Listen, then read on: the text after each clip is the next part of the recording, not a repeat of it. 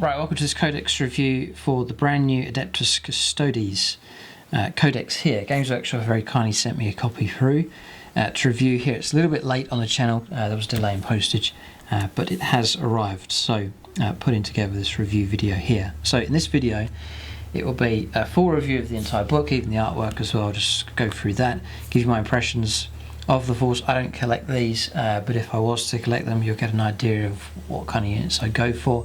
Give you my impression of the models. And we'll take a look at the rules as well. Unit combinations. There'll be Tactica in this video. What kind of tactics potentially you could use that might well would do well. Combinations and characters and things that can help out. And then later on, there is the relics, warlord traits, stratagems, and so on. We'll review all of that as well. So I've got mine from Games Workshop. They've sent it through to me. Usually you can get it from them, or I usually go to gamingfigures.com. They do Games Workshop at a discounted rate. You can check them out. Just means you can get hold of your 40k stuff at a discounted price. And then Game Figures, they do a whole lot of different gaming systems as well. So Adeptus Custodes here for Terror and the Golden Thrones. These are the elite guard here. The Adeptus Custodes are demigods of war, sworn to defend the Emperor to the last breath. So this is the elite of the elite here for 40k. This is like a level up from even the Space Marines. So if you've been collecting orcs, for example, or Tyranids, and you've got a horde based army, you want something entirely different, or maybe you're looking for an army you want to paint up nice and quick. You want a high point army, you want to paint it up nice pretty quickly and then get it onto the battlefield. This could be what you're looking for, because I'd imagine there's going to be too many models. Similar kind of size to, if not smaller than a Grey Knight's army, that kind of elite, a few elite units, some characters, a couple of vehicles, and then that's pretty much it. So maybe on a budget as well, you wouldn't be buying as many models also. We'll get an idea of points as we go along. So inside artwork here, I usually talk about here. So this is it's like a colour palette almost. They're letting you know the colours to use here that you can use. The nice golden armour, that burnished kind of gold look, and then the flame red here of the eyes and the crests. And then I think it is important to have this colour, and that's the colour for the blades. Just a little bit boring just with gold and red, and then a bit too sort of blood angels kind of looks. Then they introduce this colour here, and that gives them their own theme. So the blade colour I think would be very important. You don't have to go that blue colour, you could go for a nice purple colour, might look pretty good. This blue more of a turquoise kind of blue, more of a green. There's plenty of options available for swapping that around, but I think the blade colour there, yeah, well, it is important. You can see it in this artwork. See it? This spot colour that's introduced, I think it's a nice touch. And then the gems look like a kind of, maybe a similar colour, or if not you could do them like a royal blue kind of look. And the red looks like a corn red colour I would use for that, similar to the colour I use for the Skitarii vehicles, that kind of colour. Well, I'm sure they have their own red colour, they wouldn't use corn red on these Imperial models. New artwork here, obviously incorporated in the new jet bikes flying overhead. So Brotherhood of Demigods. Is it Golden Grey Knights? I don't know, a bit more elite than that even. But if these are the ones that protect the Golden Throne, then they need to be the biggest, the toughest, and the most elite, so I can't see any problem. It's nice to see that Games Workshop done them. Guardians of the Golden Throne. There they are. I mean, the storyline for these and the artwork goes all the way back in the history of 40k. I finally turned them into models here. Defences of Terror. There he is, Guilliman himself, who has been beaten on the channel so far by Tyranids. Rise of the Primarch. It's the structure of the army, the host of heroes, uniforms and heraldry. Yeah, nice, plenty of information there to help you with your colour schemes and your painting reference. Very, very helpful. Shadow Keepers. Some alternate colour schemes here. The Aquilin Shield, introducing a different colour there. The Dread Host. There's plenty here. The Solar Watch. Emissaries Imperatus. Out of all of those, I would stick with the original. I like the original, but they give you some options there. I'm sure you could do your own take on them as well. Solar Fastness. Tale of the 10,000. This is the chronological order of different events and battles that have taken place. Nice artwork here. Fighting against the orcs. Yeah, do they cope with hordes though? I wonder. Looking incredible. So this is your units then. Captain General Trajan Valoris, Shield Captains, Custodians, different combinations from them. Velixus Praetors, Veritas Praetors, that's the jet bikes. Venerable Contemptor Dreadnoughts. Venerable Land Raiders. This is your showcase here. Yeah, so I'll be blunt here with some of the comments and some of the models, but it's just opinion. Obviously, that's part of the. So I'll be in half my interest will be in the gaming side of things, as you see in the battle reports. But I do like the modelling side of things and painting up images I like and so on. But I'll cover that as we go through the units. I do like the poses on these. These do look cool. Very nice indeed. And they're up against Black Legion. Surrounded by bad moons. It's the jet bikes. Now, for example, is it me or see this sculpture here on these Alaris Custodians? The headrest that comes out, it looks like, I know it's not, but it looks like it's coming out the top of his head, like that's his hair tied up, and then his hair's coming out and it's been tied up that way. I know it's not that way, it's a plume on top and his head's in that gap just there, but that's the way it kind of looks. So I don't know, I would be half tempted,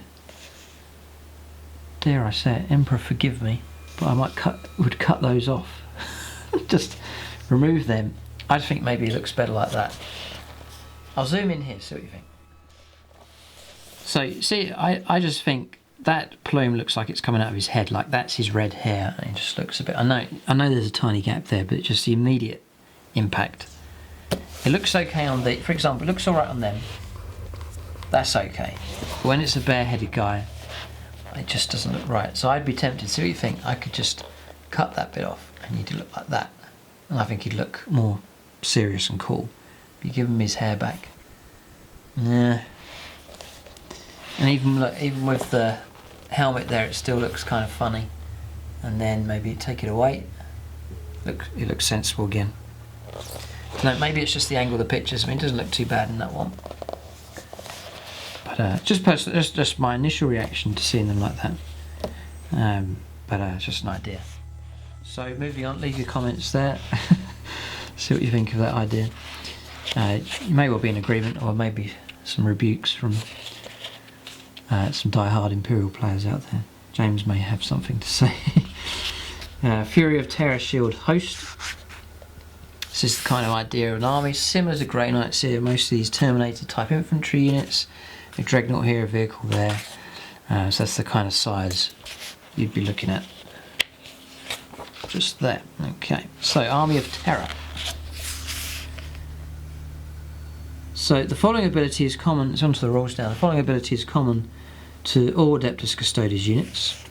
Models with this ability is Aegis of the Emperor. All models with this ability have 5+ invuln save. So that's standard, whatever they're armed with, no shields or anything, they still get the 5+ invuln. So it's like Terminators, easy to remember. In addition, roll d6 each time model with this ability suffers a mortal wound in the psychic phase. On 6, you ignore it. So 6 is to ignore mortal wounds. Which is okay, it's going to help out a bit. So it gives them a little bit of protection against explosions and psychers. So on. So we'll go on to one of the characters here. We'll track power levels and wounds as we go along. Just turn up to the costs here. There's not much to it, just half a page. So Captain General Valoris is he's 250 points. God, it's going to be a small army. 250 points for that model. So let's see what you get. Oh dear me, he's pretty good. So his power level 10. Trajan Valoris, his movement 6, weapon skill 2 plus, ballistic skill 2 plus, strength and toughness 5, 7 wounds, loads of wounds, 5 attacks, leadership 10 and 2 up save. He's armed with the Watcher's Axe and Misericordia, whatever that is. Only one of this model may be included per army. So the Watcher's Axe, you get to shoot with it. Range 24, rapid fire 1, strength 5, AP minus 1, 2 damage. Okay, just one shot though, don't expect to do much with that. And then the Misericordia is melee weapon strength for the user, which will be strength 5, AP minus 2, and 1 damage. Each time the bearer fights, it can make 1 additional attack with this weapon, unless it is also equipped with a storm shield. Right, so it's just an extra attack there with that profile. And the Watcher's Axe is times 2 strength, so he will fight at strength 10, and then there's no minus to hit here, so it's 5 attacks at 2s to hit.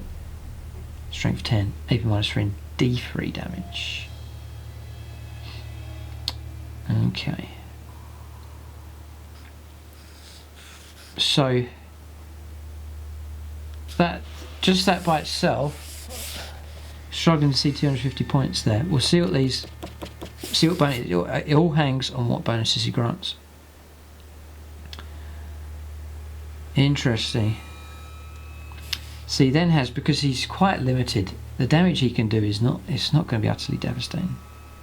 You could half kill a vehicle on a good round,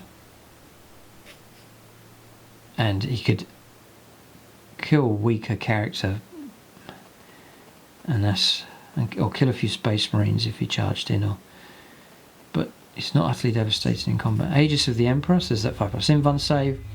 The Aramite Halo is a 3+ invuln save. Okay, so he's well protected. Legendary Commander, you can reroll hit rolls and wound rolls of 1 for friendly Adeptus Custodes units within 6 of Trajan Valoris. There is that bubble there. Reroll all the ones for hit rolls. So shooting as well, and wound rolls. I guess for shooting as well, I take it. So pretty good. Moment Shackle. Once per battle, if Trajan Valoris is on the battlefield, you can do one of the following. So these are your options. You can only do this once. Regain D3 wounds lost by Trajan during this phase. You cannot do this during an attack, or if a Trajan Valoris is slain. Or you can go for, at the end of the phase, pile in an attack with Trajan Valoris an additional time, or regain up to D3 command points spent when you use a stratagem, but no more than was spent on the stratagem. Yeah. Okay. So yeah, seem okay. D3 wounds would be helpful. Find yourself. See, it's called chuck him into combat against pretty much most things. The durability is there for sure. It may take him a while to chew through stuff. Just the D3 damage is quite low. You know, you come up against an opponent and they've got an invuln save, and the times when you fail to wound, fail to hit, and so on, your damage starts to get limited. So it would take him a while to chew through tougher enemy characters and vehicles and so on. So durability is quite key, and the ability to regain some wounds is pretty helpful. 250 points. I wonder if that's justified. It'd be interesting to see what you can get here with the Shield Captain next for the HQ. So yeah, it's interesting. He's okay, but he is expensive in points for sure. So Shield Captain, then, he's power level 7, and Shield Captain here is just not in alphabetical order here, sort of. Shield Captain, he's 110 points. God, some difference. There is some difference here. Movement 6, 2+ weapon skill and ballistic skill, 5+, strength and toughness 5, 6 wounds, not 7. So far, it's pretty much the same. 5 attacks, so you still get the 5 attacks. Leadership 9, 2 up save. That's a fantastic stat line for 110 points. Shield Captain is a single model armed with a Guardian Spear. Here. So then the key question is, how much is the Guardian Spear? And it is here. Yeah, it's a shooting weapon. 12 points. Oh, whoa, cheap. Now, it's utterly vast, the difference in points cost. We'll just see what kind of damage you can do. A Guardian Spear is the key question. So you can shoot with it. It's pretty good as well. It's rapid fire 1, range 24, strength 4, AP -1, and 2 damage. It's just slightly inferior to Trajan's here. His is strength 5, other than that it's the same. Okay. So then, this model may replace its Guardian Spear with a Sentinel Blade or a Castellan Axe. So the Sentinel Blade is 9 points, and the Castellan Axe is 14 points. You can either add 2 more points to a Castellan Axe, or you can go cheaper for 9 points and take the Sentinel Blade. So Sentinel Blade then is like a power sword. You can shoot with it, range 12, pistol 2, strength 4, AP 0 and 1 damage. And then Sentinel Blade melee, strength user, AP -3 and D3 damage. So that's what that can do. Quite tame though, isn't it really, that one? And then the Castellan Axe, you can shoot with it. Yep. Same as the spear, same stat line for the shooting. And the axe in melee. Right. Yeah, okay, interesting. So the axe in melee is +3 strength, so he fights at strength 8. That's pretty good. That really is pretty good. And then it's much better against vehicles, because they add that, yeah, strength 5 and 3 is 8. You're going to be wounding most vehicles on a 3+. So AP -2, so do lose out a little bit on the AP, but it's still D3 damage. So that's a pretty good option as well. That's an extra 2 points. So the axe is definitely viable. There's no minus to hit with it. 5 attacks, 2s to hit. Pretty good. This model may take a Misericordia, which is only 4 points to take that. And that's your extra attack. Maybe. It's a big deal. Okay, so you can go for that. If the model is armed with a Sentinel Blade, you can take a Storm Shield. So if you want to increase his durability, you can go for that. Storm Shield is a 3+ invuln save. Aegis for the Emperor, he comes with a 5+ invuln save anyway. And then Inspirational Fighter. It's got a fair amount of wounds to absorb damage. Inspirational Fighter, real hit rolls of 1, made for friendly Adeptus Custodes units within 6 of this model. So there is a bubble of influence with him as well. He is seriously cheaper than Trajan. Very, very expensive. You're looking at about 120 points compared to 250 points. So, yeah, the model looks nice. And in fact, you could even, for less points,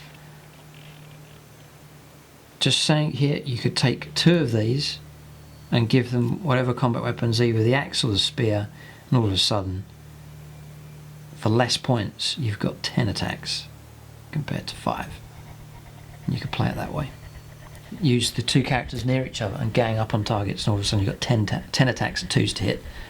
Strength 8 with the axe. -2 and D3 damage. They could bust a vehicle, the pair of them working together. And there's 12 wounds to the opponent to try and get through. So that's one way of looking at it. Yeah, so that's a cheaper HQ there, and I think good value for points. The Shield Captain. Alright, so the next one, another HQ here, is the Shield Captain in Alaris Terminator armour.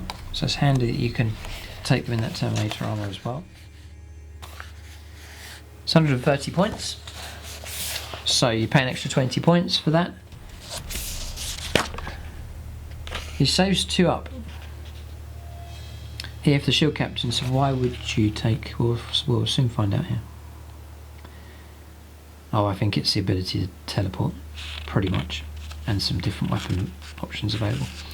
A shield captain in Laris Terminator armor is a single model armed with a Guardian Spear and Ballistus grenade launcher. So we've seen the Guardian Spear, we'll look at the grenade launcher in just a moment.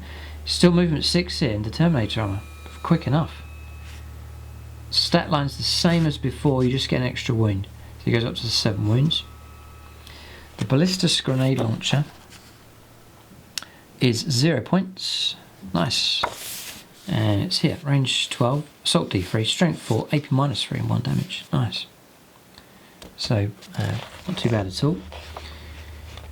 And he gets to shoot with his other stuff as well. Model can fire all of his range weapons, I believe, so that's fine. Yeah, he can, it's a rapid fire. If it was a pistol, I don't think he could, or a grenade, but it's rapid fire. So this model replaces Guardian Spear with Cast Axe. We've seen all of these.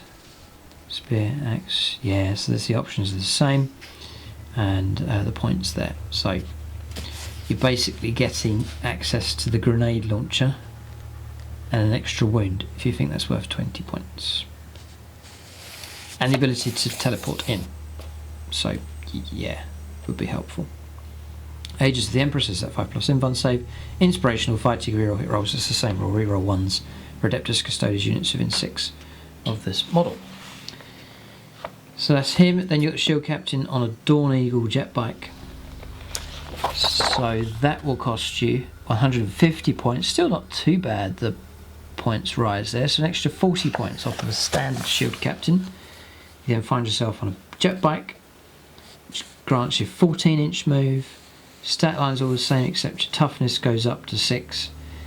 Nice, and then your wounds again up to 7. It's armed with an interceptor lance, and the jet bike is equipped with Hurricane Bolter. Take it, you have to pay for the Hurricane Bolter, which costs 10 points. So you have to add that on, but it's a nice lot of firepower. Range 24, rapid fire 6. If you get within 12, you're going to get your 12 shots. So a unit of contact later, those bikers, unit 3 of them is like 36 shots at close range. God. Strength 4, AP -0, and then 1 damage with them. Hurricane Bolter. Yeah. Okay. It's the Interceptor Lance then. So it's melee, it's +1 strength, so he fights at strength 6, it's AP -3 and D3 damage. You can reroll wound rolls to this weapon on a turn in which the bearer made a successful charge. So that's helpful against tougher targets, and also against things like vehicles where you may be on a 5 to wound, for example, if you're getting rerolls. That's better. This model replaces Hurricane Bolter with a salvo launcher. Now I'm sure you'll have to pay for that one. Yeah, it's 25 points. Pretty expensive to take the salvo launcher.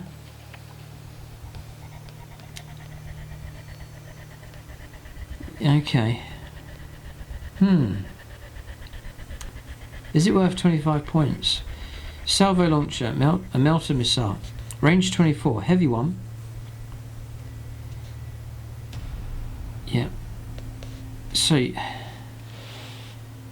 take it then you're at -1 to hit for that. And there's a bit of a conundrum here.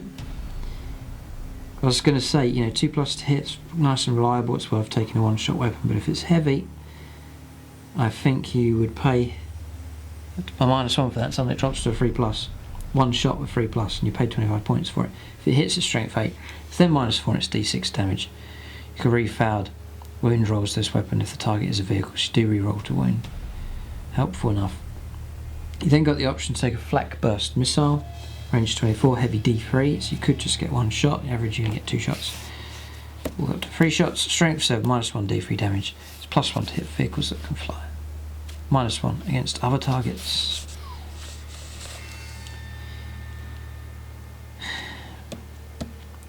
I don't know, I just see, for example, Hurricane Bolters,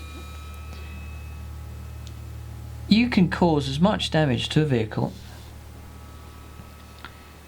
See, situations I've seen, for example, this is like making use of your points. Situations I've seen is happened a number of times.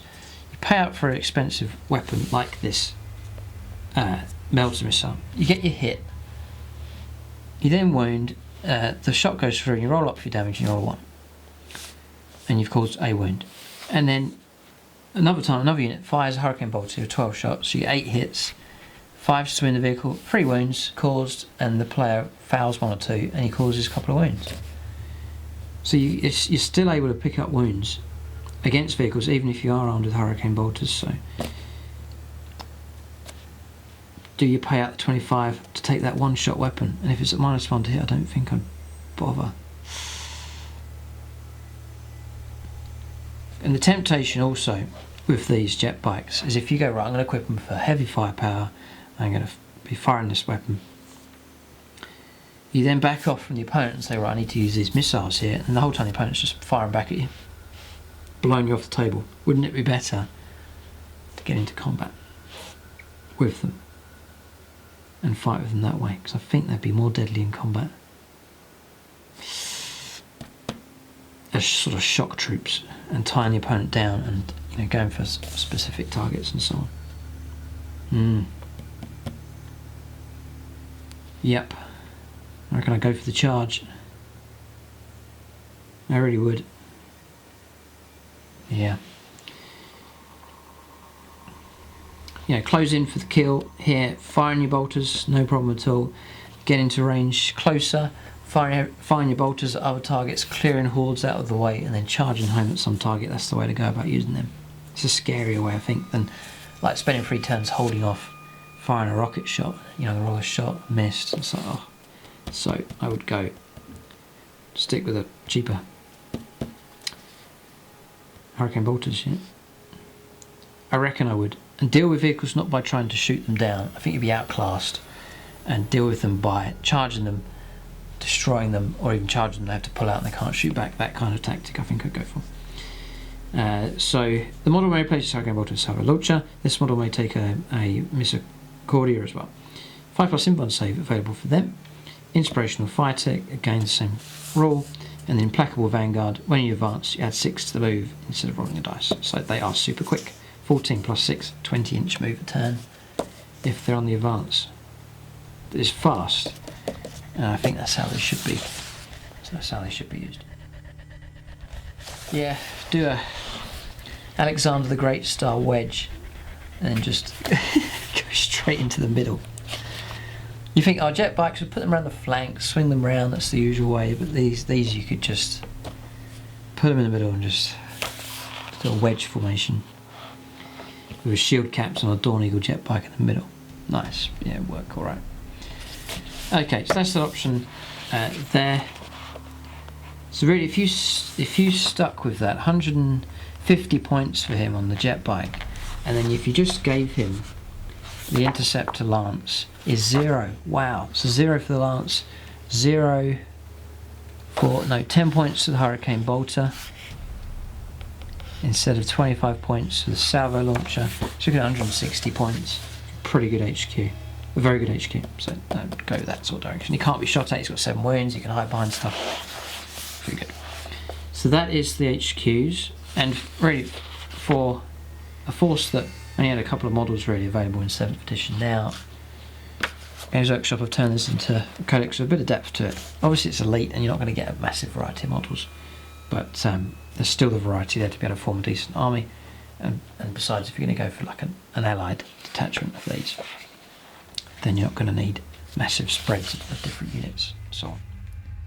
Right, so then troops, then Custodian Guard. These are so tough. They really are good. I reviewed these in 7th and they're fantastic. And they're probably no doubt still good as well. So if you're a player here, because it's all new really, these, if you use these in 8th edition, how did you get on with the index?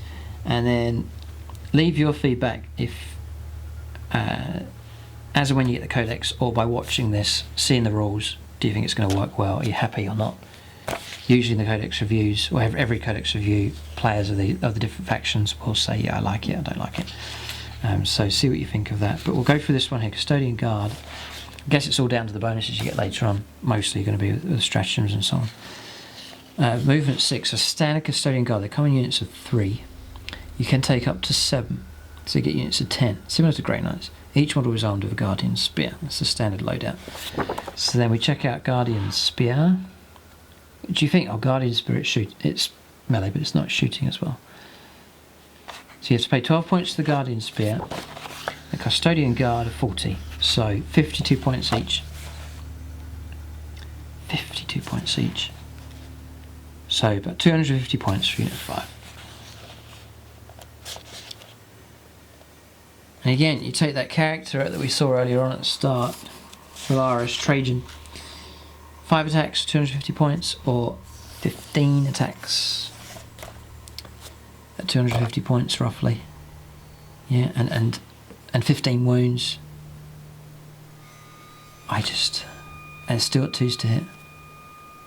You've got to sort of sometimes think of it that way. Do you go for the big guy? He's 250 points. He eats a big hole out of your armor. In fact, you get more for your points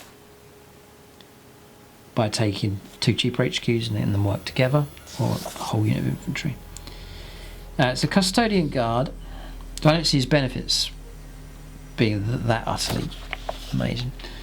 Custodian Guard. Then movement 6. They're quick enough here.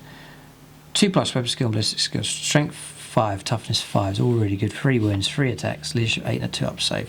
Really is a fantastic stat line. Guardian Spear then for shooting. We've seen that already. Damage 2, that's pretty good. Yeah. The Sentinel Blade, we've seen all these already. Guardian Spear, Mr. Recorder, they can take them as well. Sentinel Blade. Here as well. So you've seen all of those already. Any model may replace its Guardian Spear with Sentinel Blade and a Storm Shield.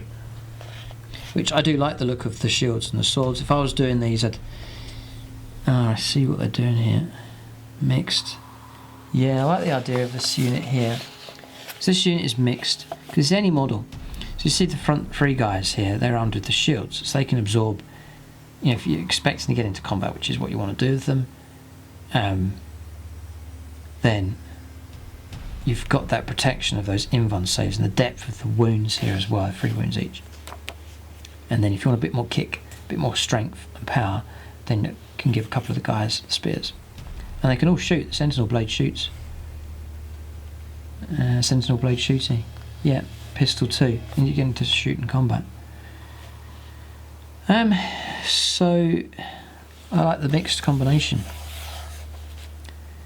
You know, every eventuality. If the opponent, for example, the opponent sees you've got a unit of just spears, it's how I'm going to fire my plasma weaponry at them and bring them down. But then if you go all shields and you come up against a vehicle and you think, oh, I've got to take this vehicle out, you're not quite equipped to take on the vehicles effectively. So you go for the mixed option, you're able to do both. So I like the idea of it.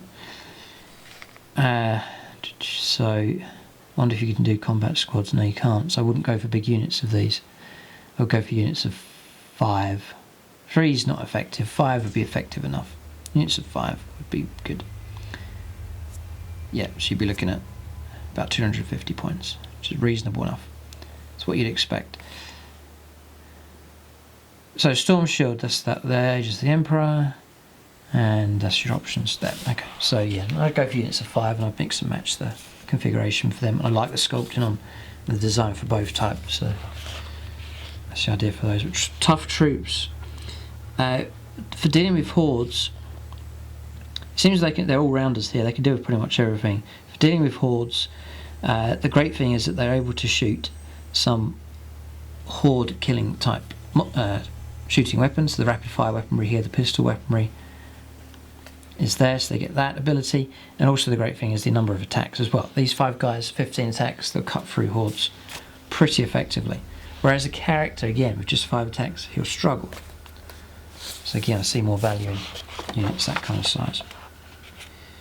So, Custodian Wardens. Next. Just seeing the difference. These guys have like the capes here, or the draped across, like so, very matching the old artwork really well. So these look very nice. See what the difference is. So these are, just to recap here. So you're looking at power level 7 we covered for him, power level 8, 9 for the shield captain on the bike, 8 for the Custodian Guard, And then power level 10 here for Custodian Wardens. This is elite, that's your only troops that are available as Custodian Guard. So Custodian Wardens. They're 49 points. You pay an extra 9 points for these. What do you get for that? Stat line's the same, but you do get an extra attack. So you get 4 attacks each of these. Units of 3, you take up to 7. So units of 10. They're armed with Castellan Axe. These are nasty, yeah. Castellan Axe and Misericordia. Okay, so Castellan Axe then. So 49 points plus the Axe is 14 points to add on top of that, and the Misericordia as well is another 4 points as well, so another 18 points to add on to that 49. God, they're pretty expensive. You probably have them hang around with your HQ guy, and they can enhance him when he charges in, maybe to a vehicle or something, monstrous creature and so on. So the axe we've covered on, we've covered for the HQs already, so you've seen how good that is. The +3 strength's pretty helpful, strength 8 coming through, pretty helpful against vehicles. He's got Aegis of the Emperor, Binding Oaths. Roll a d6 each time a model in this unit loses a wound. On a 6 it is ignored, and that wound is not lost, so a bit more durability for them. And that is about it. Any model replaces casts an axe with a Guardian Spear. Like so, okay. So again, you could do a mixed unit of them. Okay, it may be a unit of them, just for the variety of it. Models look nice. Right, so then we have a Vexillus Praetor and a Laris Terminator armor. Let's just have a little look here.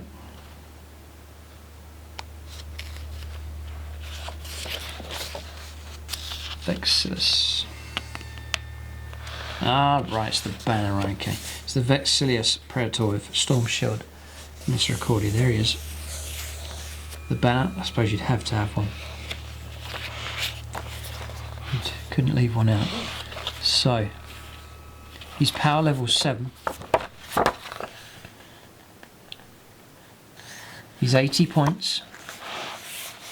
He's elite, by the way. Movement 6, same stat line. 6 wounds for him though, 4 attacks. Leadership 9, 2 up save. He's armed with the Ballistic Grenade Launcher, which you've seen. And right, okay, so he doesn't have... He's not that great in combat then, really, just the Misericordia all he has. Each time he fights. So I take it. So then when you fight with a knife, and then with just one of your attacks. Each time the bearer fights, it can make one additional attack with his weapon, unless it is also equipped with a Storm Shield. Do all your attacks use this stat line or not? Or is it just that one extra attack at that stat line? Not sure on that one. So maybe you would have to take the... Okay, so Aegis of the Emperor. From the Golden Light. During deployment, you can set up this model in a Godstrike pattern teleportarium array instead of placing it on the battlefield. At the end of any of your movement phases, this model can teleport into battle anywhere that's 9 inches away, more than 9 inches away from enemy models. Custodes, just usual deep strike. Custodes Vexilla. You can reroll failed morale tests of friendly Imperium infantry and bike units within 6 of this model. I don't suppose it's really ever going to be much of an issue if you keep your units small size, like maximum 5. Can't see it being too much of a problem. In addition, when you add this model to your army, choose one of the following Vexillas for this model to carry. Right, here we go. These better be good. So, the Vexilla Imperius. Adeptus Custodes models, other than vehicles, add 1 to their attacks characteristic whilst they're within 6 of any friendly Vexillus Praetors with this Vexilla. So an extra attack. Okay. Probably worth it, that's pretty good. The Vexilla Defensor. Units of a 5+ invuln save against range weapons whilst they're wholly within 9. They all have 5+ invuln anyway. Why? Oh dear, no. I don't understand why they've said that. Ranged weapons. Don't they all have that anyway? Is there any model that doesn't have a Custodian Guard, Aegis of the Emperor. They've all got like Aegis of the Emperor. It's the only thing it would protect would be vehicles. 5+ invuln. You've got to be wholly within 9. Shame that. Okay, and then Vexilla Magnifica. Your opponent must subtract 1 from hit rolls in the shooting phase for attacks that target Custodian units within 6 of any friendly Vexillus Praetor units with the Vexilla. -1 to hit. Yeah, that would help out as well. Reduce the shooting capability down. Pretty good. But the thing is, I don't think I'd use this army like an advancing blob. You know, with him in the middle, granting a big bonus to everyone, they would blob live together. I don't think I'd use them that way. Grey Knight style, deep strike them in, jet bike sweeping. So they wouldn't be clustered to benefit from that as much. So I reckon it'd maybe put him in for the extra attacks and have some kind of make sure he gets into the thick of the fighting. Hang around with the main character. That's the way I play that. So not sure about him. It's 80 points plus all your upgrades, about 100 points for him in total. The Vexillus Praetor is next.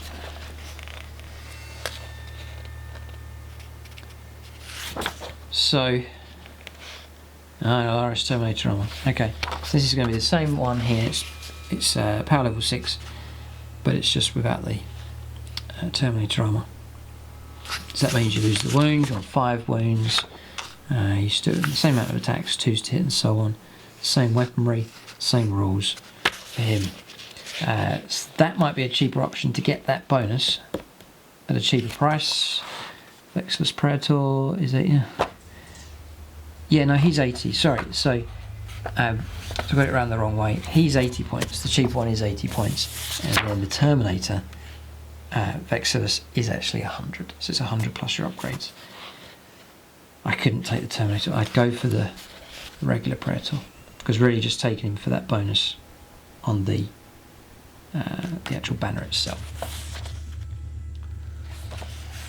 So Alaris Custodians next. I like these. I'm not so keen on the top hair bundle. I'd maybe knock those off or replace them with something else. I'm not sure what. Maybe just cut them off.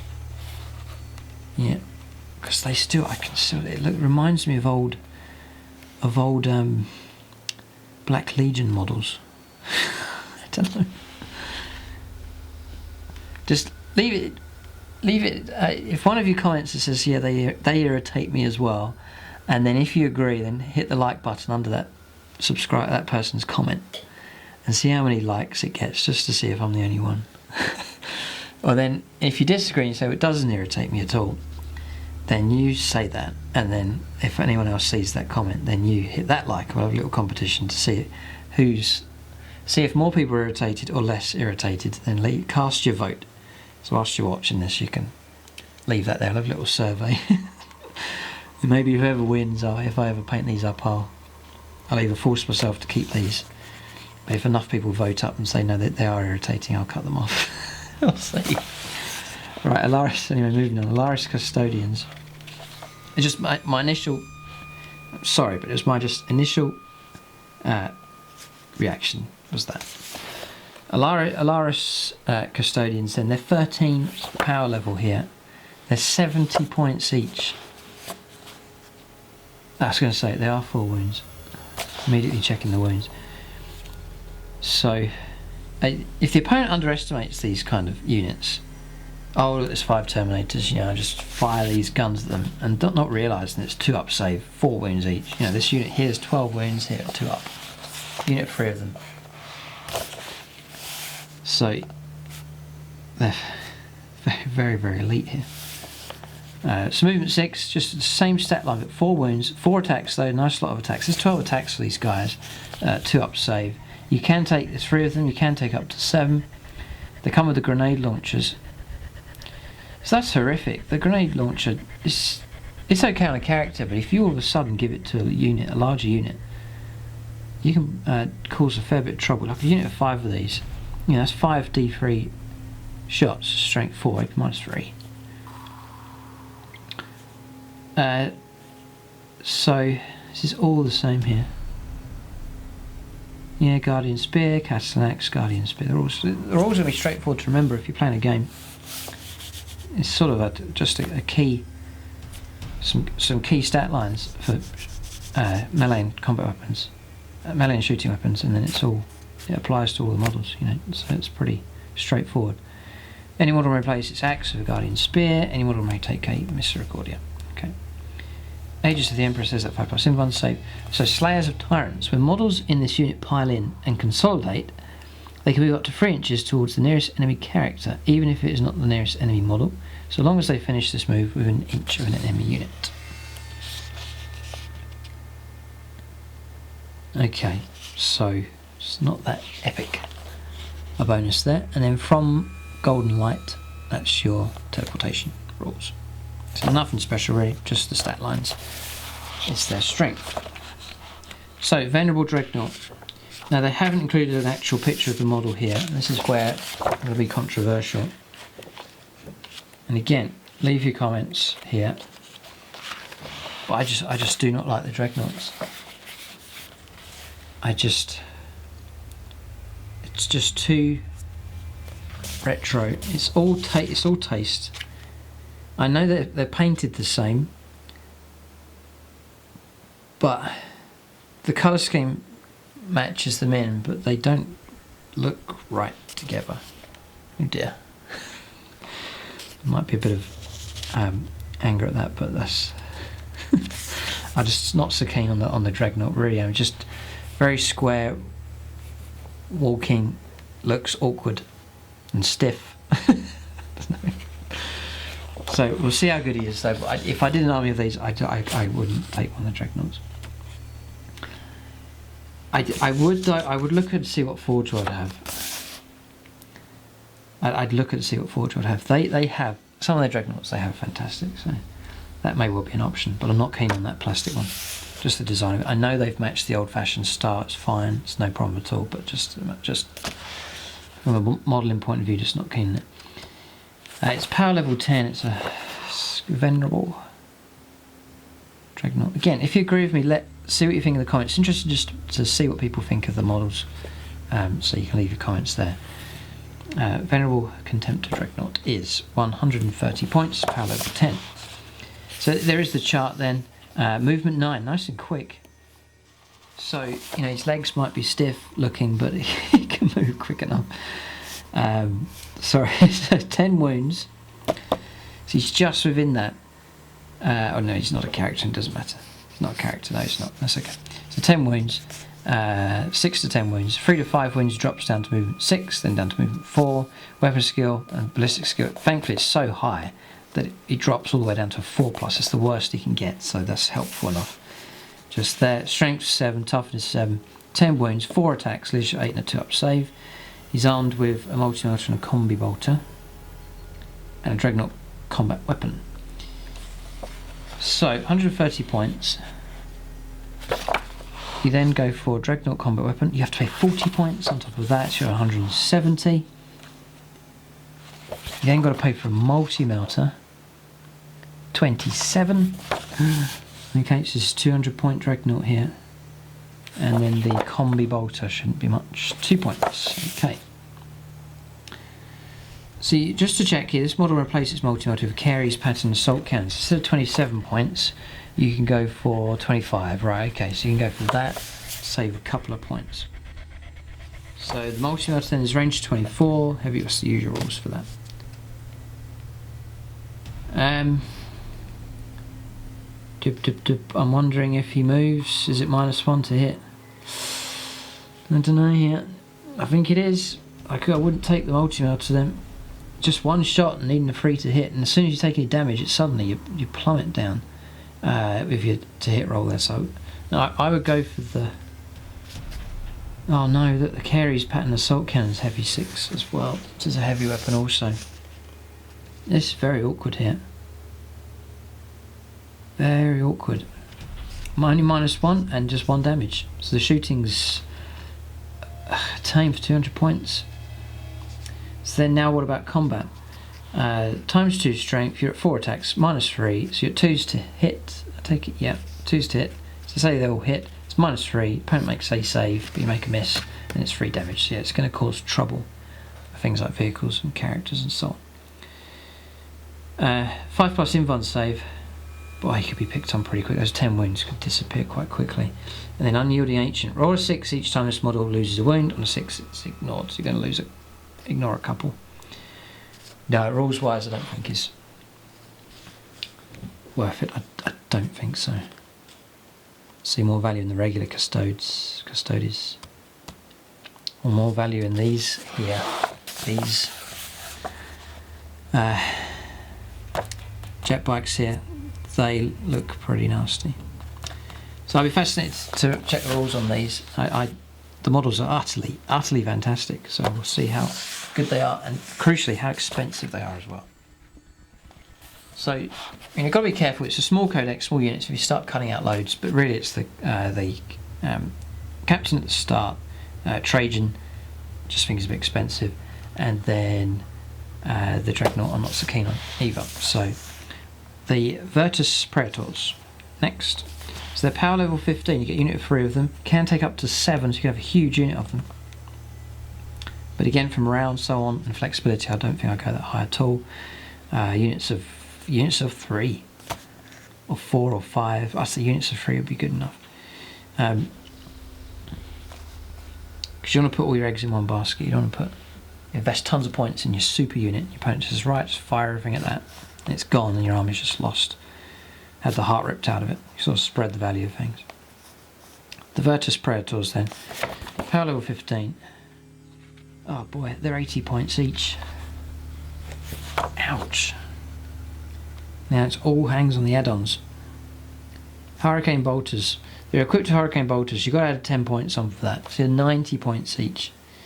And then the Interceptor Lance. Come on. 0. Okay, it's not so bad. 90 points each. So no, you couldn't go for units bigger than 3.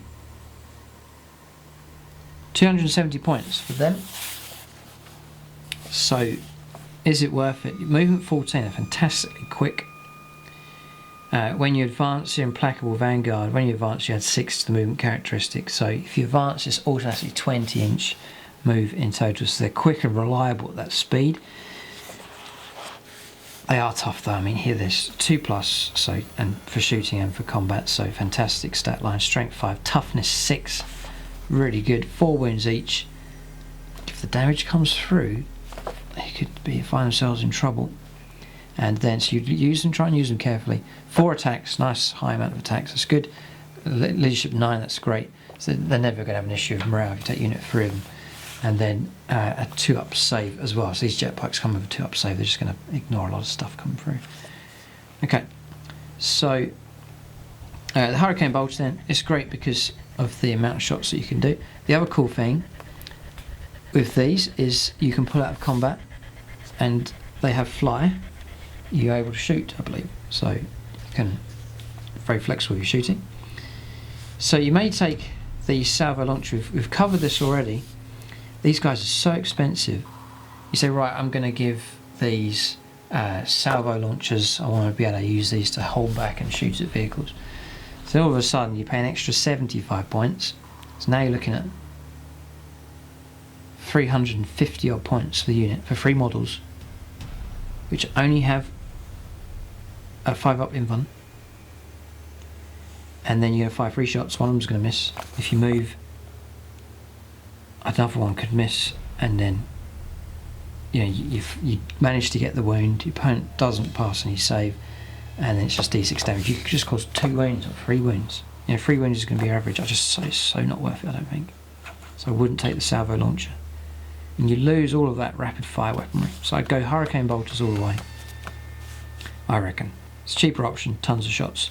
And yes, you can pick up wounds or vehicles, but you can also clear out hordes as well. And no minus to hit with them, which means 2s to hit. Yep. Either 6 or 12 shots.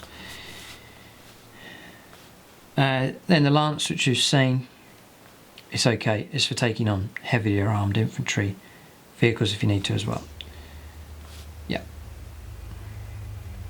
Okay. Now it says here, the Mr. Accordia, for example, it says you can take one, so yeah, more attacks, maybe a good idea, but you have to use its stat line to do it, which is just strength 5, -2 and 1 damage. Is it worth it? And then there's no option to take a Storm Shield, so yeah, so you can go for that if you want the extra attacks.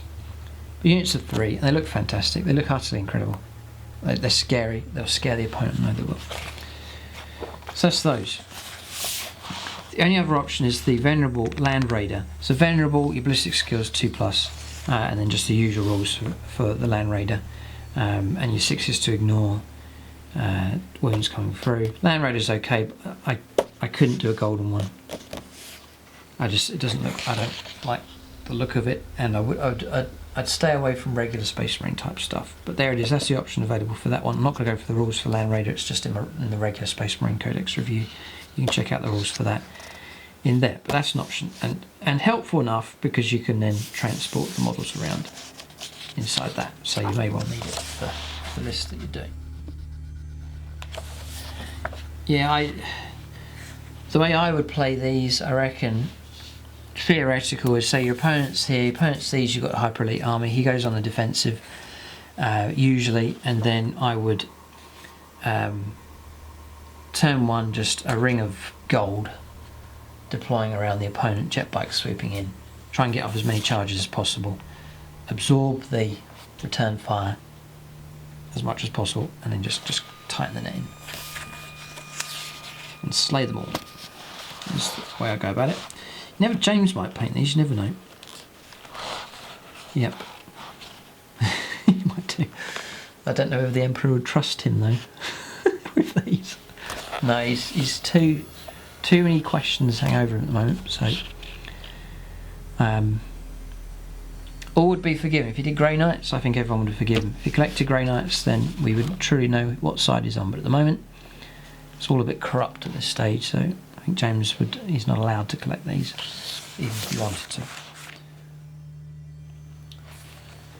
So that's the armory then. We've covered this already, it's pretty much covered throughout the stat lines here anyway. There they are, fighting here with the Ultramarine. Oh dear, with their Ultramarine friends. Okay. So Auric Mortalis then, some rules here, some stratagems. Whoa, loads of stratagems. Relics available. Loads of relics for a small faction. Warlord traits as well. Okay. So abilities. If your army is battle-forged, all infantry and biker units and Adeptus Custodes detachments gain the Sworn Guardians and the Emperor's chosen abilities. So this is, if your army is battle-forged, it's all the same thing, this is what you get. Oh wow. God, that is some bonus. The Emperor's chosen. This unit's invuln save is improved by 1. That is utterly fantastic. Oh, stop. To a maximum 3+. Blast. The shields don't improve. But that's a great bonus there. It really helps. So all those models carrying that 5 up invuln, thinking of the jet bikes especially, get a 4+ invuln save. Fantastic bonus that. That is really good. That one small sentence has made a massive difference. Sworn Guardians. A unit with this ability that is within range of an objective marker as specified in the mission, controls the objective marker even... Oh right, it's you. Right, okay. No. All infantry. They're all Sworn Guardians, all the infantry. Right. And I've got that wrong as well. It's all infantry. Oh, sorry, no, it is, yeah. All infantry and biker units. Yep. So the bikers do get it. So the bikers not only get the +1 to their invuln save, they also get this objective secure rule. All the characters get it as well, their infantry. The whole lot. So the entire army's objective secure. Yep. So for example, you have... you're on an objective, you have 1 guy left, any infantry or biker, and you're up against 10 meganobs there on the objective. You count as holding the objective.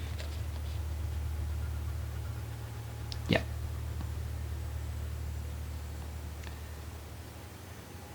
Yes, that's it. Yeah, so that's helpful. Nice. It helps them out because they're elite, they get less models, but that's a very, very strong bonus there, and that's a fantastic bit of protection for them as well. So that is all really good. Great rules. Okay, so next is stratagems, and for an elite army like this, a handful of powerful stratagems will make them scary. This is hopefully they are scary. They are a scary army. So we want. So from the golden light they came. This is your extra. No. Use the stratagem during deployment. I thought this was extra relics here. Instead of placing them on the battlefield, you can set up one Adeptus Custodes infantry, biker, or dreadnought unit from your army in a Godstrike pattern teleportarium array for 1 command point, or 2 such units for 3 command points. At the end of event phases, these units can teleport onto the battlefield. Set them up anywhere on the battlefield that's more than 9 inches away. So on. So that's that available just there. That's okay. Your average army is going to be what? A battalion detachment. So you can have 6 command points to use. I just have one quick question. Right. The Terminators here from Golden Light, so they go in the teleportarium. Custodian Guard, they don't. So they don't. They're like Terminators with their 2 up armor save, but they're not. They don't have the teleportarium. So that would be helpful. Yeah, that would be helpful. If you're going to play aggressive, you want to turn up, so walking up the table or having to take things like Land Raiders, that may well be very helpful indeed. It really would be helpful actually. Yep.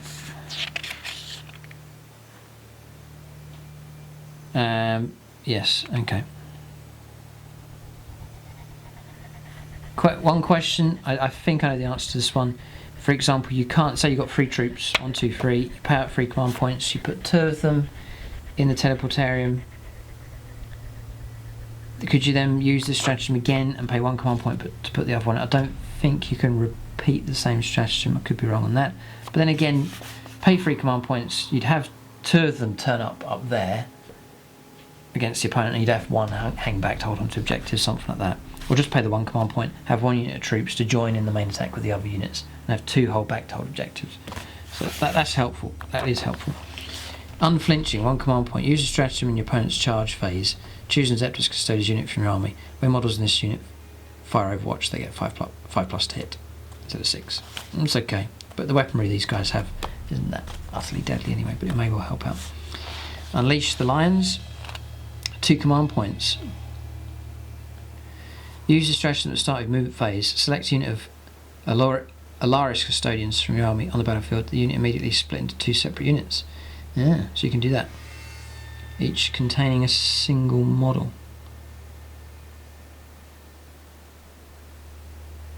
Each containing a single model. Interesting. So you have to have a unit of 2. Okay. Interesting. Not sure about that one. Tanglefoot Grenade, 1 command point. Use a stratagem at the beginning of your opponent's movement or charge phase. Choose an infantry unit within 12 and Adeptus Custodes infantry unit from your army and roll d6. Your opponent must reduce that unit's movement characteristic or charge distance by the result until the end of the phase. Units with the fly keyword are not affected. That's really helpful. That is really, really helpful. Reduction in charge range by d6. It'll really mess up the opponent's plans, that. That one's worth remembering in the back of your mind. Find yourself in a situation. Throw a Tanglefoot Grenade. Yeah, because it is about causing damage, but it's also about protecting your army, especially if you're an elite army. You have to figure out ways of protecting them.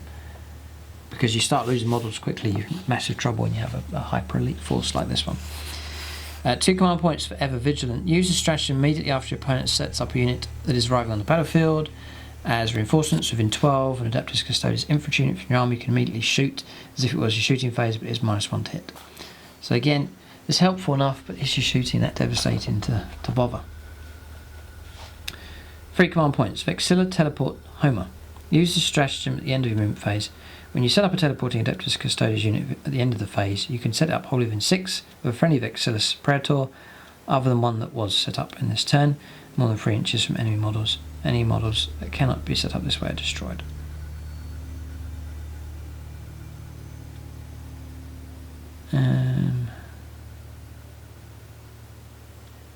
Why? Okay.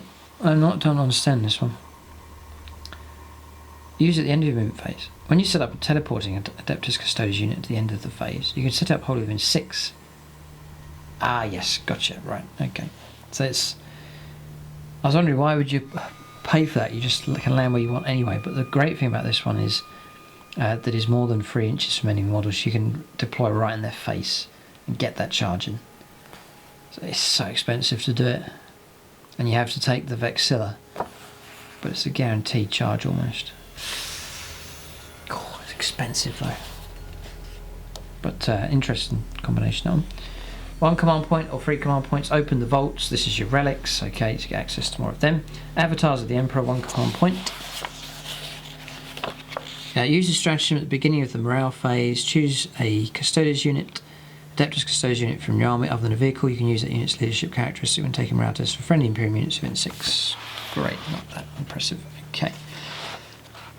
So nothing really to make them scary. That one maybe, but it's expensive for you to do it. That one's helpful for defense. We've still got 2 more pages here. A lot of these are very cheap. They're all 1 command point. A whole load of them. I wonder if these are worth much in the battle. We'll see. Shoulder mental, or shoulder the mental. 1 command point. Use the stratagem when your warlord is slain. Choose a shield captain on the battlefield of your army. They become your warlord. Choose or generate a warlord trait for them immediately. For the purposes of the mission, your warlord is not considered to have been slain whilst this model's on the battlefield. That's helpful enough. Might be a really cool warlord trait. We'll check them out later on. If one dies, you change your warlord over. You don't concede, slay the warlord, and then you gain that warlord trait. And it says roll or choose. You could choose which one you want. Yeah, shoulder the mental. Helpful enough, that one. Worth bearing in mind if that event occurs during a battle. It's where yes, warlord slain. Networked machine spirits. 1 command point. Use a stratagem in shooting phase. Choose a venerable land raider and your army, and its least one other friendly land raider within 6. None of the chosen models suffer any penalties to their hit rolls at the end of their phase. Okay.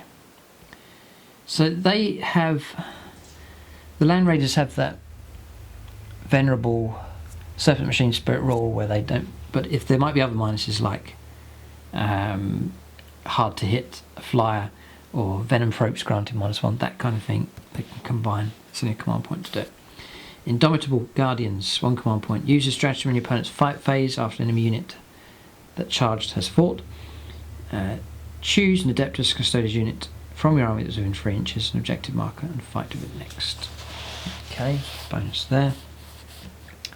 So maybe out of sync there, or your opponent may have got to go first in a melee.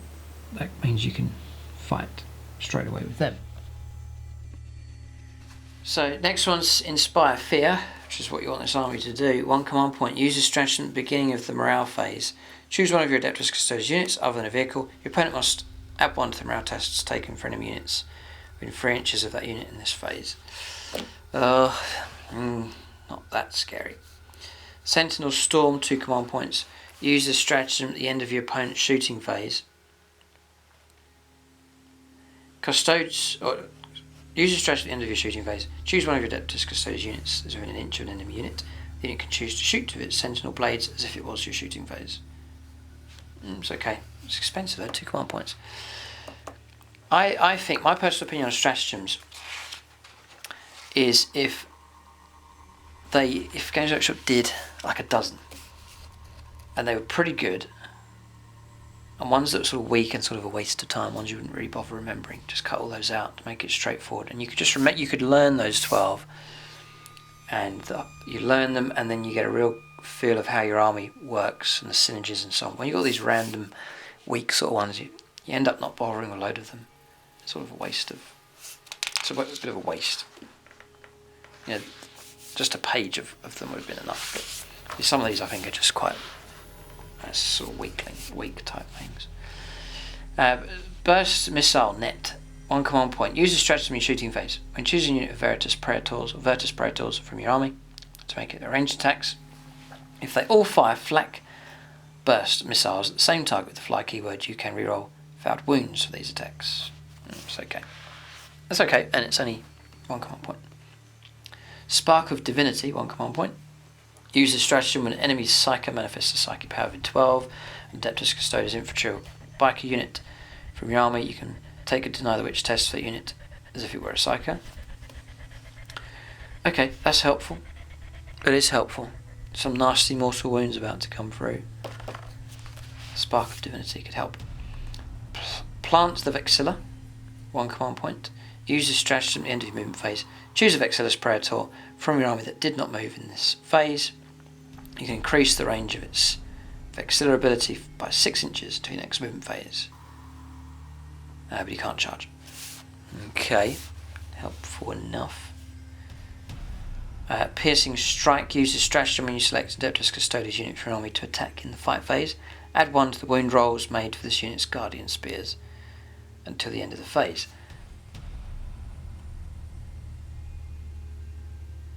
Guardian Spears, only Guardian Spears. Oh, shame. That would have been so helpful on the bikers. But Guardian Spears, right? Strength. I don't know. Guardian Spear is +1. No, so yeah, you can use it on 5s to wound the vehicles. It goes to 4s. It's helpful enough. It's okay. Okay. Inescapable Vengeance. Use the stratagem. It's 2 command points. Use the stratagem. Select a unit of Alaris Custodians from your army to make their attacks in the shooting phase. They can target enemy characters with their attacks, even if they're not the closest enemy model. That one's helpful. But again, would you have the shooting to cause trouble to that character anyway? That's the question. Okay, Wisdom of the Ancients. 1 command point. Use a stratagem at the start of any phase. Select an Adeptus Custodes Dreadnought from your army.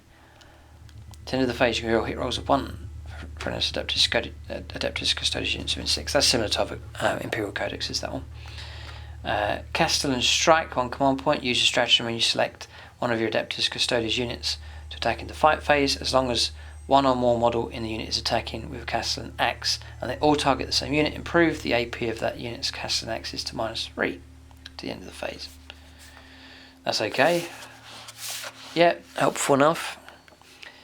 Concussion Grenades, 1 command point. They're all quite tame though, a lot of these. Concussion Grenades. Use this stratagem in your shooting phase when choosing a unit of Alaris Custodians from your army to attack. To the end of that phase, their ballistus grenade launchers have an AP characteristic of 0, and infantry units that are hit by these attacks are stunned until the end of the turn. They cannot fire Overwatch, and your opponent must subtract 1 from all hit rolls made with the unit. Oh, interesting. Yeah, maybe helpful enough. The Eyes of the Emperor. 1 command point. Use a stratagem to generate a tactical objective. You can discard that tactical objective immediately and generate a new tactical objective. Okay. Victor of the Blood Games. 2 command points. Use a stratagem when you set up Adeptus Custodes character from your army during deployment. You can reroll one hit roll, 1 wound roll, or a save roll for the model in each turn. 8 per turn, okay. Yeah, helpful enough. You see, Blood Angels, for example. There's a number of stratagems in there that are like really good, like Descent of Angels, for example. The one where you get to, if you're a jump pack, you can just move away across the table and land somewhere else. You sort of choose your stratagems, you execute your plan, and you pay out. Here's your 2 stratagems, 3 stratagems, and then that's pretty much it. Your plan's done. But with these, I don't see a couple of strong ones that you think, yes, I can base part of my strategy around a couple of decent stratagems. See what you think. Pick out ones that you think are any good, but struggling here.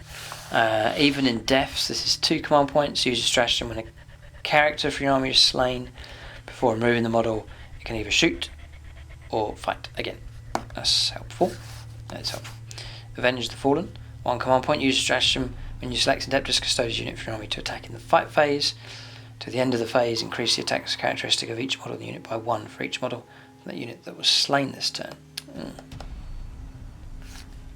Bringers of the Empress Justice. Use the stratagem when Adeptus Custodes unit from your army is chosen to attack in the fight phase. Each turn make a hit roll of 6+ for a model in that unit. During this phase, it can, as if it were targeting a Heretic Astartes unit, immediately make an extra attack.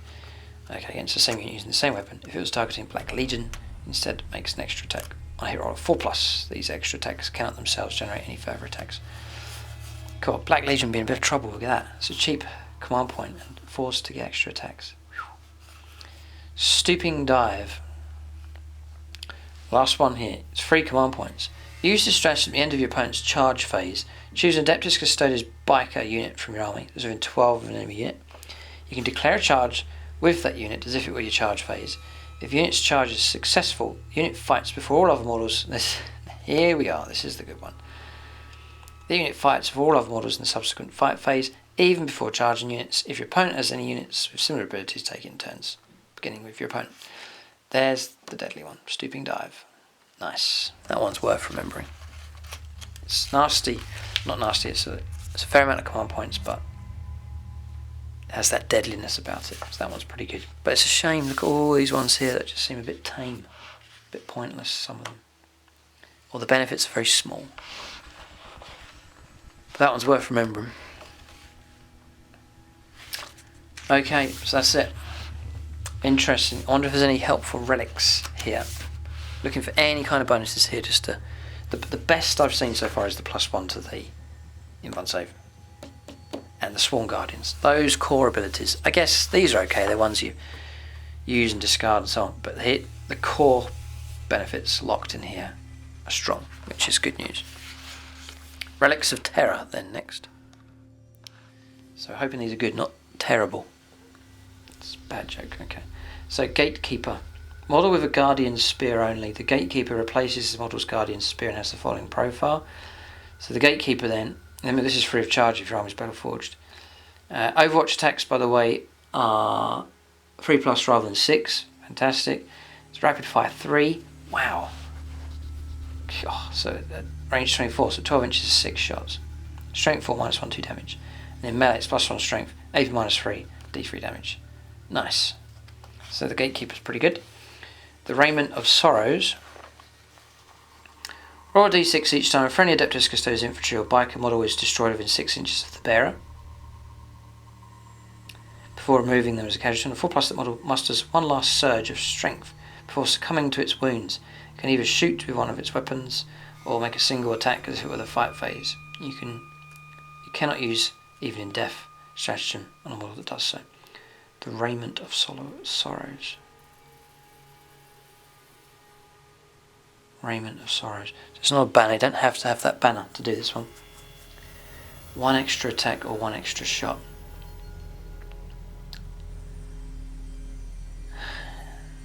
Yeah. No, it's okay. I'm just thinking, is it worth taking? But there is no worth, it's a freebie. So that one's pretty good. Pretty good. That one's okay. So these are all alright so far. Eagle's Eye. Improve this model's invuln save by 1 to maximum 3+. Okay. Auric Aquilus, biker model only. The model has a 3+ invuln save. In addition, you can reroll failed charge rolls for this model. That one's fantastic. Give that to your leader on the bike. Wow, that one is really good. 3+ invuln save and reroll charges. Very powerful. That is really good. So you take a second in command, stick on a bike, give him the Auric Aquilus. Nice. The Praetorian Plate is Nexus model and Terminator armor. When you set the bearer up, choose a friendly Imperium character. At the end of your opponent's charge phase, if there is any model within an inch of that character, you can remove the bearer from the battlefield if they're on the battlefield, and even if they're not on the battlefield, set them up within 3 inches of that character, within an inch of an enemy model. The bearer is not considered to have charged. Okay. So, okay. You sort of teleport into combat. You don't count as charging. But if you are within an inch, you do get to fight, I take it. Not sure now. Okay. You do get to fight, that's cool. If you just have to turn up in combat and then just stand there. wouldn't be so good. The Veiled Blade. Model with a Sentinel Blade only. The Veiled Blade replaces the Sentinel Blade.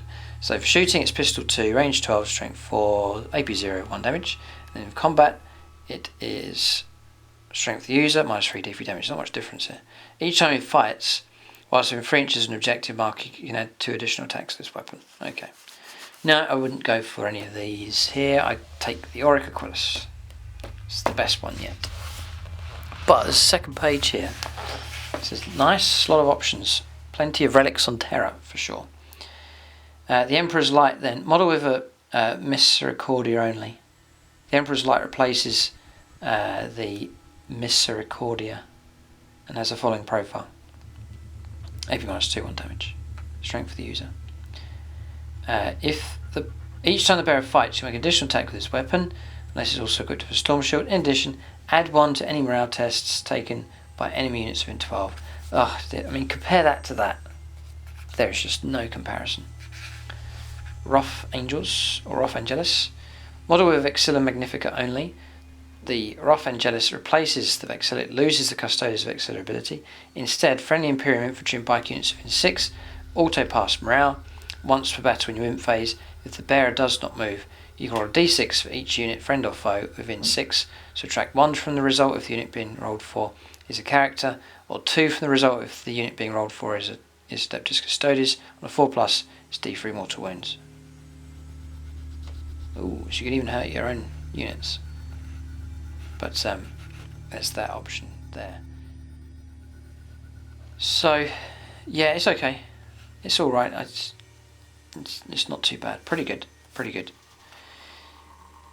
Yeah, if you find yourself in the thick of the fighting, but again, you have to have that Vexilla Magnifica to take that. So it's not an option if you don't have that model in force. The Auric Shackles. Your opponent must subtract 1 from the attacks characteristic of enemy characters whilst within 6 of the bearer, to a minimum of 1. In addition, in missions where you use victory points, if the bearer slays the enemy warlord in the fight phase, you can score an additional d3 victory points. Okay, it's quite rare you get the model of your choice to slay the model of your choice, so it's quite hard to do that. And some of these are quite hard to remember in the heat of a game, heat of a battle. But for this one here, Auric Aquilus, 3+ in 1 save, you're going to remember that right from turn 1, 3+ in 1 save. And then reroll charges. It's a nice one, nice and easy, nice to remember, and then powerful as well. Obliteratum. Model with a ballistus grenade launcher only.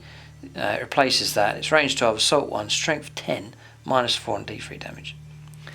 I really think shooting's not their strength. It's durability in combat. And just cutting your way through anything is the way to go with these. And then shooting is just the bonus. That's the way I play them. If you try and go head to head with an opponent on shooting, you'll lose most of the time. You'll be outgunned. Fulminaris Aggressor. Model with a Vexilla Defensor only. The Fulminaris Aggressor replaces the Vexilla.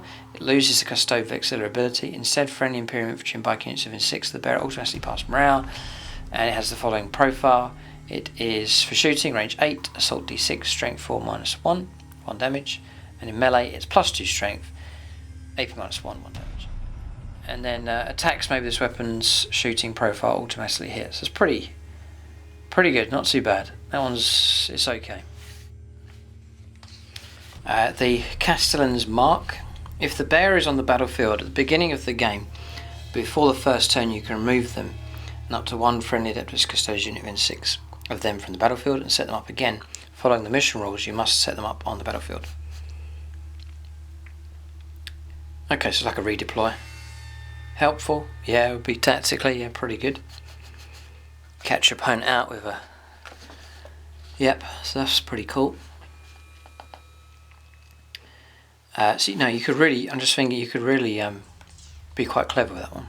Set up a unit in a way where your opponent thinks, oh, why has he done that? He sets his units up to try and prepare to shoot it. It's an easy kill. And then you redeploy, and then your opponent's out of shape. You could play it that way. Faith Absolute's the last one here. Model with Vexilla Magnifica only. The Faith Absolute replaces this model's Vexilla.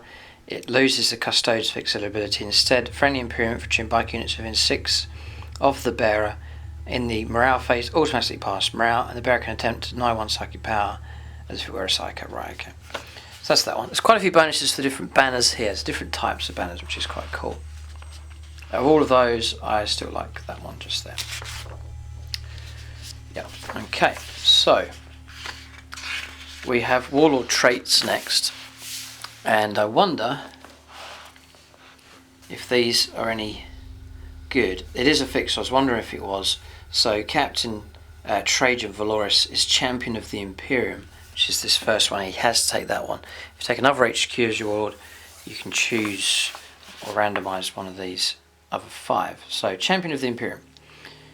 Friendly Adeptus Custodes, Infantry, Biker and Dreadnought units within 12 of your warlord at the start of your opponent's charge phase can make heroic interventions that phase in the same manner as characters. Pretty good, yeah, it's alright. Needs one you sort of need to remember. You can easily forget to do it. There's that one. Peerless, it's alright that one. Peerless Warrior, see if any of these are any better. Peerless Warrior. Each time you make a hit roll of a 6 for your warlord in the fight phase, they can immediately make an extra attack against the same unit in the same weapon. These extra attacks cannot themselves generate any further attacks. That's nice. That one is good. That one's really good. You know, I'm thinking 5 attacks, 6 attacks. You can get a 6 or 2, probably. Generate a couple of extra attacks, and then once they're generated, you know, you're probably going to be on 2s to hit. So that one's alright. Peerless Warrior's fine. Superior Creation. Each time a warlord loses a wound on a d6. Yeah, I like the idea. I like the idea of the commander on the jet bike, Alexander the Great style, leading a wedge, and then give him Peerless Warrior and the Auric relic as well. Superior Creation. Each time your warlord loses a wound on a d6 on a 5+, he doesn't lose the wound. That's a nice one as well. That one's really good. These are good here. Impregnable Mind. Your warlord can attempt to deny the witch. So if you were a psyker, when they do so, add 1 to the result of any deny witch test. That's a good one. These are very, very strong warlord traits here. It really does vary from one codex to the next, even in 8th edition. Most of the codexes, I would say, a lot of the warlord traits are pretty tame, pretty poor, and usually it's like 1 that's good or 2, but a lot of these are decent here. The Radiant Mantle, your opponent must subtract 1 from hit rolls that target your warlord. Again, that one's really good. -1 to hit your warlord. And that's hit roll. That's hit rolls. So that's -1 to hit for shooting against him as well. Nice. And the Empress Companion, you can re-roll the dice for the damage inflicted by your warlord's attacks. Another good one. They're all good. That is one of the strongest warlord traits tables I've reviewed so far. That's a good one. They are really good. So nice. Quite a bounce back. So it's fascinating how different they are. Relics, there's some great ones. Stratagems, a lot of them are poor. Warlord traits, very, very strong indeed. And then core rules, excellent there for them. So this is a decent army. They'll be outnumbered though, outgunned. It'll be a hyper elite force, whatever way you decide to go about it. There's no cheap option anywhere for these guys, but they're the elite of the elite. So if that appeals to you, you'll enjoy collecting them, and they're beautiful models. And you know, you could paint 10 models and you've actually got an army. Well, 20 models, and you'd virtually have a force ready to take on someone else who's got 150 models.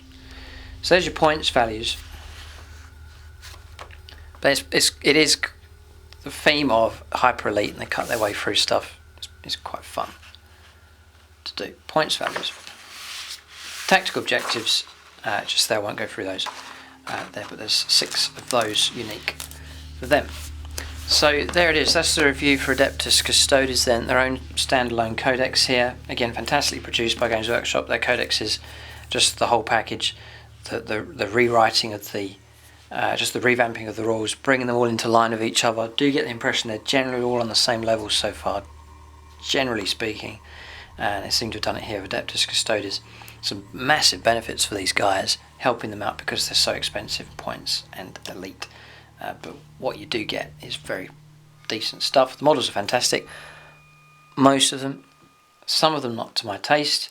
If I was going to do an army, I would stay away from regular Space Marines stuff, so Land Raider and the Dreadnought I'm not keen on, but all the other models are fantastic.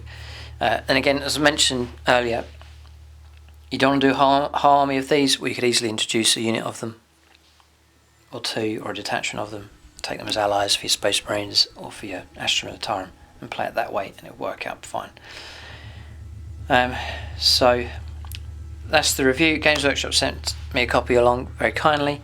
I usually get mine from gamingfigures.com. You can check them out. They do Games Workshop at a discounted rate, along with other gaming systems as well. But there it is, Adeptus Custodes. Leave your comments and feedback. What do you think about them? Are they strong enough? Are you happy if you've already been using these from the index? What do you think of the new rules here? I think they're great, but leave your own feedback there. And remember to leave your vote as well about these crests coming out the top of those Terminators. See what you think of that as well. There it is. Keep a lookout for more reviews on the channel.